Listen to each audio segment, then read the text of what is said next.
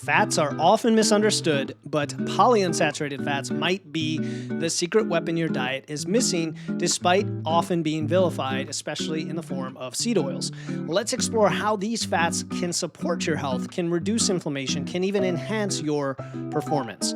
From Wits and Weights, I'm Philip Pape, and this is Nutrition Science Daily, bringing you the latest in nutrition, fat loss, and health science, all in under 5 minutes. Fats, one of the 3 macros besides protein and carbs, play a crucial role in your health, but understanding which fats to prioritize can be challenging and often confusing. Polyunsaturated fats, or PUFAs, stand out because they have this unique ability to support a lot of things that we care about, like your heart health, your recovery from workouts. The question is, how do they actually work? How can you make them part of your diet? How can you avoid some of the fears that are out there with some of these fats? First, let's talk about what they are. So unlike saturated fats, polyunsaturated fats have multiple double bonds in their chemical structure. Why do we care about that? It makes them more flexible and active in the body, and that's why they're associated with benefits in the research, like improving your cholesterol levels and reducing chronic inflammation. For heart health, they're particularly effective. Research shows they can lower LDL cholesterol, which is the kind associated with cardiovascular disease, and increase HDL cholesterol, which we know is the quote-unquote good cholesterol that removes harmful fats from the bloodstream. And this is kind of a dynamic back and forth support for healthier arteries. It lowers the risk of cardiovascular issues over time. They're also important for reducing chronic inflammation, which we know is linked to conditions like joint pain, metabolic dysfunction, impaired recovery after workouts, right? We like acute inflammation, things like the response to training, but we don't want chronic inflammation. And so if you want to reduce that burden on your system, improve performance, having more of these fats in your meals can actually help, despite the fear mongers in the industry often saying the opposite. Now, when we talk about PUFAs, it's important to highlight the omega-3 and omega-6 fatty acids. Omega-3s are found in foods like salmon, chia seeds, walnuts, and everybody sings their praises. They're particularly known for supporting brain function, joint health, mood regulation, so many things that, to the extent of almost over-claiming on that, but there's a lot of validity there. On the other hand, omega-6s, which are found in seed oils like safflower oil, sunflower seeds, and as well some nuts as well, are essential for energy and cell function. You don't want to be completely devoid of those. And really what we want is a balance between these two, right? If not too many 6s and not too few omega-3s, although the research has tended toward favoring simply adding more omega-3s and not worrying as much about the omega-6s, but I know some of the science is still out on that.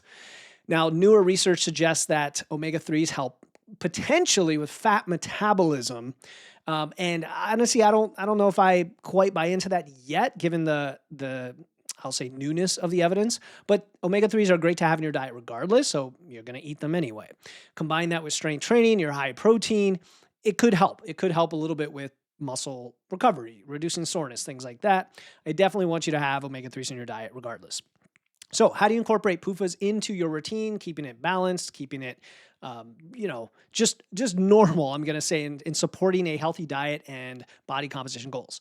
I would add things like fatty fish, salmon, mackerel, even enjoy sardines. I love the sardines with olive oil. But again, you have to watch out for the fat content if you're tracking those things. If you want a plant-based alternative, chia seeds, ground flax seeds are solid. They are also high in fiber.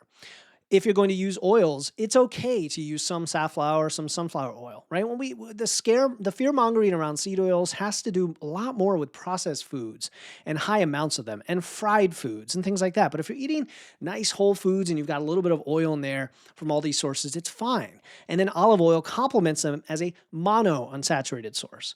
And then if you focus on whole food sources to balance all of these and avoid overly processed foods, ultra processed foods for beyond anything more than 10 to 20% of your diet, you're going to be fine. You're not going to skew your diet into that dangerous range for omega-6s or saturated fats or anything else.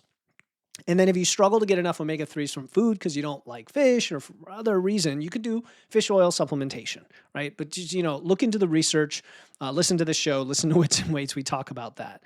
So polyunsaturated fats, PUFAs, they're not a magic bullet. but they're also not anything to be feared. They're a great part of a nutrient-dense diet. They support your health, they reduce inflammation, they might help you perform better, and it's all about balance in the context of your overall macros and meal structure. And that's it. That's how we do it here. Keeping it reasonable, not falling into scare tactics.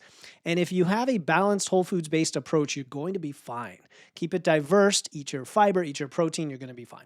For more strategies to optimize your nutrition, follow the Wits and Weights podcast and text this episode to someone who is concerned maybe about seed oils, or they're confused about the different types of fats and they're concerned about cardiovascular health, things like that. And then they can take their diet to the next level. All right, tomorrow we're going to explore whether intermittent fasting and exercise are the ultimate combo or just another overhyped trend. So hit follow and you don't want to miss that one.